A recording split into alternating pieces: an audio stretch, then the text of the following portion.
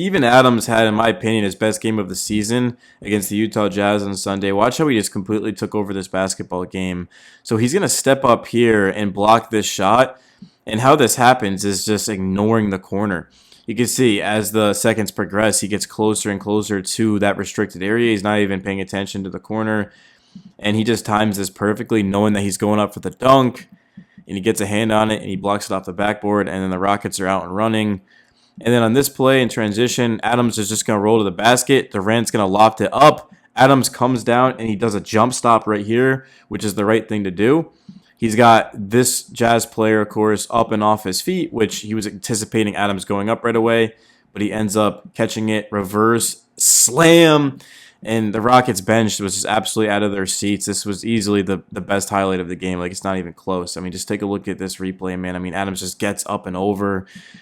And now he's going to roll the basket once again. Kevin Durant finds him, and then Adams has to make a quick decision. Do I go up or do I kick it out? He knows that the help is right here, and Adams is just going to make the right read, and it's going to be an Aaron Holiday corner three. He hit 3 on the day. There's one of them right there. This is why Steven Adams has always been one of the more underrated players in NBA history.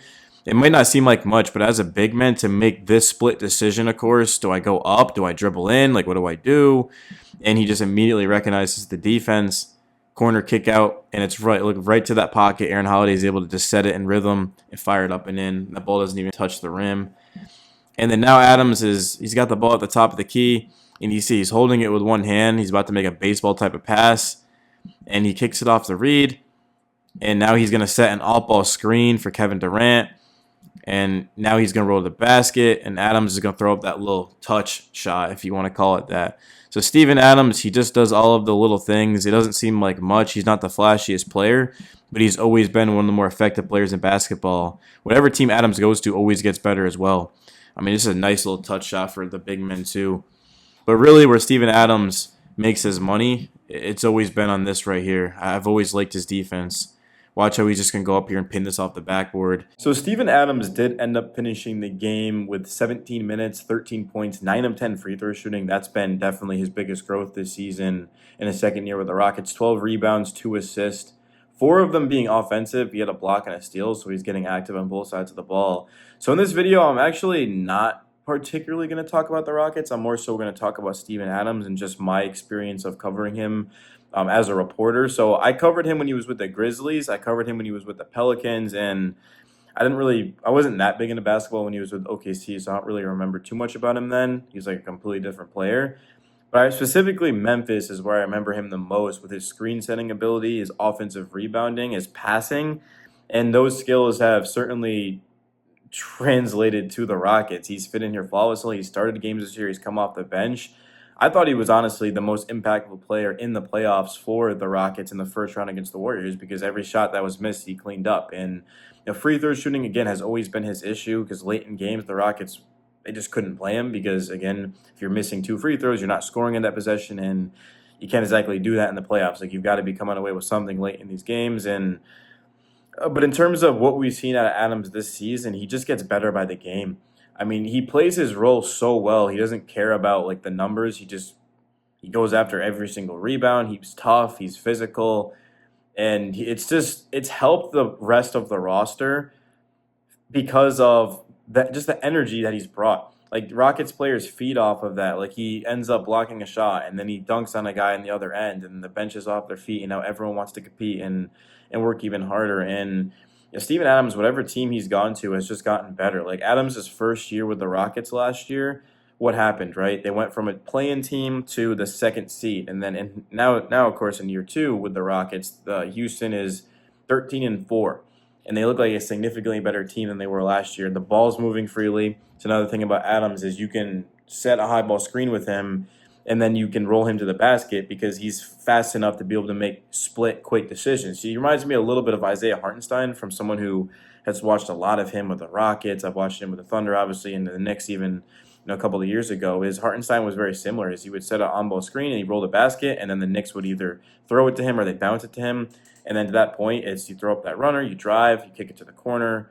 What do you really do? And Adams is one of the very few big men that are able to do that at a consistent level. And the Rockets, the question for them is going to be, are they at their best with the starting lineup of Reed Shepard, or are they at their best with the starting lineup of Adams? And I do think that depends on the matchup. There are going to be certain instances where the Rockets absolutely should go big and get every single rebound and just bully people. There's also times the Rockets are going to need Reed's quickness and his shooting ability, and that, if anything, that benefits the Rockets because it's not about Reed or Adams. It's not about who's better.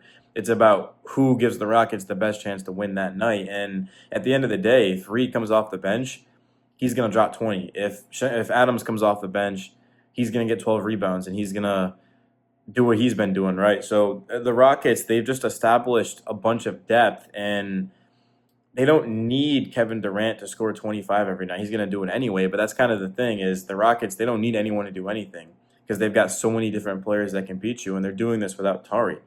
A lot of people, including myself, forget that Dorian Finney-Smith is even on this team because he hasn't played. Like, he's currently injured. So the Rockets are going to be getting back one of the best bench pieces in Tari Eason, and they're going to be getting back Dorian Finney-Smith, really two of the best bench pieces. Dorian Finney-Smith, lethal shooter, lethal perimeter defender, 3-and-D wing. The Rockets, the fact they were able to get him and Clint Capella is pretty remarkable. They also got Josh Okogie.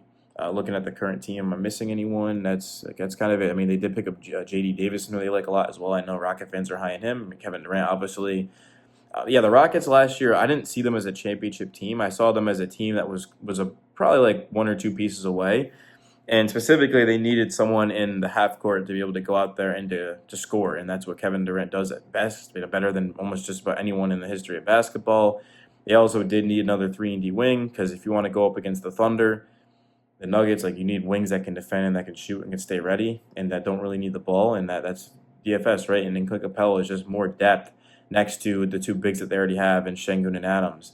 And Clint Capella has played very well, like 14 minutes, 4 rebounds, 2 blocks, 3 offensive rebounds. This video is about Adams. Like, obviously, Adams plays more, and he's a more, I'm not going to say like player. Clint Capella is very beloved, but Adams is just, he's always been a fan favorite. Like, I don't think I've ever met anyone that dislikes Steven Adams. And when I ran a Grizzlies channel, I don't know why to this day I did that, but I ran a Grizzlies channel for a year, and I gained a couple of thousands of subs, and my most viewed video, which the channel was taken down by the NBA, but the most viewed video was Steven Adams. I think got like 25K. And it was just all Steven Adams fans, which he's from New Zealand. Correct me if I'm wrong here. I should probably know that, but I think he's from New Zealand. But yeah, no, Steven Adams he's from New Zealand, but he's got like the coolest accent, tough dude. I'm pretty sure he only eats meat, which is just kind of insane to think about. And I'd say he's pretty easily the strongest player in basketball. And Adams, he just looks like, bro, he kind of I'm sure he gets this all the time, but he looks like Aquaman. Like, he just looks like, he doesn't look like a basketball player, but then you actually like watch him, and like that's why you can't judge a book by its cover, because you watch Steven Adams and then you realize like, dude, he's actually got like good instincts on his rebounding ability, because dude, you can't just be a good rebounder. Like, you have to know where the ball is going to land, and you have to be in position. You got to be jacked, right, to be able to. And then also when Adams gets the rebounds, he's getting hit every single time because teams aren't just going to let him go up and dunk it. They're going to make him earn it at the free throw line. And then again, he's an improved free throw shooter. So Steven Adams has become a very dangerous piece. Like, he's become a championship level piece. And had he been able to knock down free throws more consistently, the Rockets probably would have beat the Warriors, and Adams would for sure be a starter. But just knowing that he is working on that, and you can go to that if you have to. Like, there's going to be plenty of times this season, especially in big playoff moments, where the Rockets do roll with Şengün, Durant, and Steven Adams, and they have Man and Jabari. Like, they just have pure 7-foot wingspans or more out there, and we've seen success. But I will say this: the Rockets statistically this season haven't been at their best when they play the double big. But again, it's because they have to know when to use it. Like, if there's a time where you shouldn't do it, you don't just want to use it, right? Like, against the Warriors, the Rockets did not shoot the ball well, to say the least. They had a horrific first half, but they won that game because of their offensive rebounding and their defense. And they, like, both of those kind of go hand in hand here. Is defensively, you're piecing together stops, and then offensively, okay, your shots up, but you're getting second chance opportunities. And that's what Steven Adams provides, is good defense and elite level rebounding. And he's also a guy, again, you can roll him to the basket like we showed in the tape and the film, and he can make quick decisions. And that's why he's always been a very underrated player. And it's just kind of insane how the Rockets were able to get him back, because that was their main priority. Like I remember reading about that in the offseason. Rafael Stone, the main priority was re-signing Steven Adams. I didn't think he was going to be able to do that. I didn't think there was a chance that Adams would be back. I thought he was going to get a bag somewhere, but he did come back to the Rockets, and they're thankful to have him. Like the Rockets would not, in my opinion, would not be able to win the championship without Steven Adams because it's hard enough to win one. But if you just lose a piece like that, you're not going to be able to overcome it. And the fact that the Rockets re-signed him and they brought in KD and they brought in DFS and they brought in Josh Okogie, Reed Shepard's taking a leap. Like all of a sudden, the Rockets were good last year, and I think they're great right now. Absolutely, they've got to beat the Spurs, the Thunder, the Pistons. They have not beaten those teams, but again, I mean, it's November 30th right now.